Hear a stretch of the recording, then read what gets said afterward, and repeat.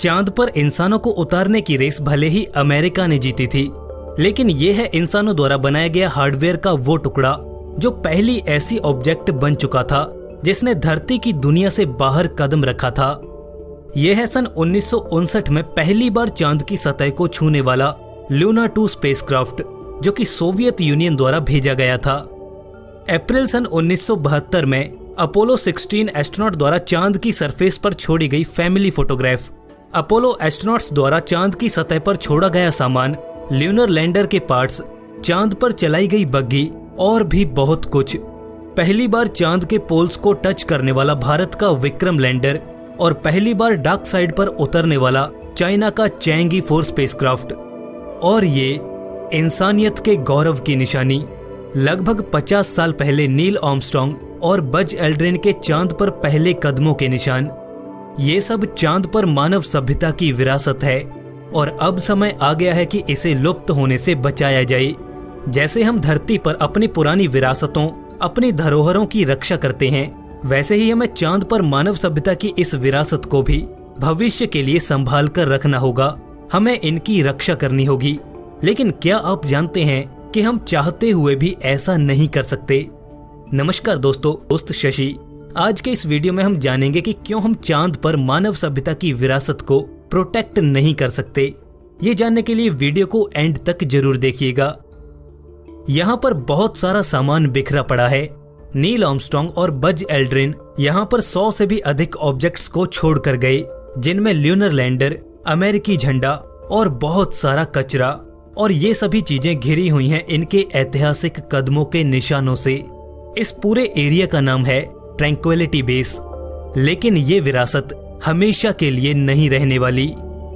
Modern day space race इस मामले में हमारे लिए एक बड़ी चिंता बनी हुई है। गवर्नमेंट और प्राइवेट स्पेस कंपनीज के बीच में एक होड़ है चांद पर पहले पहुंचने की। हालांकि ये एक अच्छी बात है, लेकिन इसके अंजाम हमारी विरासत को मिटा सकते हैं। स्पेस एक्स मून बेस और मार्स बेस बनाने पर काम कर रही है। वोडाफोन ये हिंट दे चुकी है कि अब वो चांद पर सेल टावर बनाने पर काम कर रहे हैं। बर्लिन की एक कंपनी पीटी साइंटिस्ट ने अनाउंस किया है कि वो अपोलो 17 की लैंडिंग साइट के पास उतरेंगे और उस जगह को एग्जामिन करेंगे। अगर कोई भी चांद के ट्रैंक्विलिटी बेस पर जाने की ताकत रखता है तो वो इंसान इतिहास को भी मिटा सकता है जो चांद ने पिछले 50 सालों से संजोए रखा है। कोई अगर चाहे तो इन बूट प्रिंट्स को मिटा सकता है, अमेरिका कुछ भी नहीं कर पाएगा। अब आप सोच रहे होंगे कि क्या हम ये कहकर उन पर कुछ रिस्ट्रिक्शंस लगा सकते हैं कि भाई ये एक हेरिटेज साइट है, यहाँ पर कुछ मत करो। जी नहीं, हम किसी पर ऐसी कोई रिस्ट्रिक्शन नहीं लगा सकते। अगर वो चाहे तो मजे से एक रोवर उठाकर नील आर्मस्ट्रांग के बूट प्रिंट्स के ऊपर से चला सकते हैं। ऐसा कोई रूल नहीं है, न ही यूएसए में और न ही इंटरनेशनल ट्रीटी में, जो उन बूट प्रिंट्स को प्रोटेक्शन देने में मदद करे। पृथ्वी पर तो डोमेस्टिक लेवल पर, नेशनल लेवल और इंटरनेशनल लेवल पर हेरिटेज साइट्स को प्रोटेक्ट करने के लिए अनेकों रूल्स हैं। जैसे कि हम स्टोनहेंज को प्रोटेक्ट कर रहे हैं, अंडमान निकोबार आइलैंड्स को भी प्रोटेक्ट कर रहे हैं। लेकिन स्पेस के लॉज डिफरेंट हैं।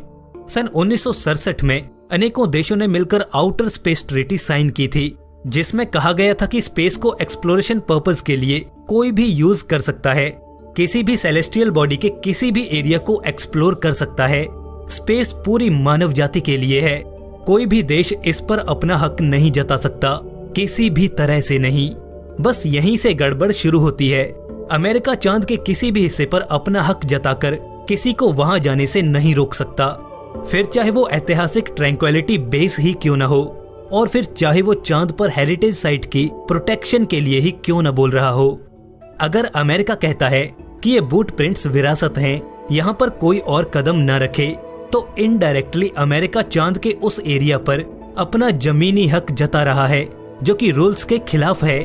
और अमेरिका के लिए ये सब करना डिप्लोमेटिकली अच्छा नहीं होगा। आउटर स्पेस ट्रीटी के 8वें आर्टिकल में ये भी साफ लिखा है कि चांद पर छोड़ी गई ऑब्जेक्ट्स का मालिकाना हक उन्हीं के पास रहेगा जिन देशों ने वो ऑब्जेक्ट्स चांद पर भेजी हैं। तो अमेरिकी झंडे पर अमेरिका का पूरा हक है, चांद पर भेजे गए रोवर्स और लैंडर्स पर भी, लेकिन बूट प्रिंट्स पर अमेरिका का कोई हक नहीं है। ऐसे में कोई भी सन की सिर्फ एक जॉयस्टिक से अपने रोवर को उन बूट प्रिंट्स के ऊपर से दौड़ा देगा और सब देखते रह जाएंगे। दोस्तों, क्या आप में भी कोई ऐसी सनक है? मुझे कमेंट सेक्शन में जरूर बताएं। आउटर स्पेस ट्रीटी की वजह से ही हम इन हेरिटेज साइट्स को प्रिजर्व नहीं कर पा रहे हैं और ये फ्यूचर की आर्कियोलॉजिकल स्टडी के लिए सही संकेत नहीं है। आउटर स्पेस ट्रीटी में कोई भी अमेंडमेंट में दशकों लग जाएंगे और इसके अलावा हमारे पास कोई चारा नहीं है। दोस्तों, एक और हेरिटेज साइट है जिसे आप प्रिजर्व कर सकते हैं और वो है नीचे लाल रंग का सब्सक्राइब बटन, जिसे दबाकर हम स्पेस की इस विरासत को तो संभाल ही सकते हैं जो भरा पड़ा है स्पेस की नॉलेज से। तो आज से इस विरासत को संभालने का काम आपका। वीडियो पसंद आया तो लाइक और शेयर जरूर कर दें। दोस्तों, मिलते हैं ऐसे ही एक नए और इन्फॉर्मेटिव वीडियो के साथ। तब तक के लिए नमस्कार।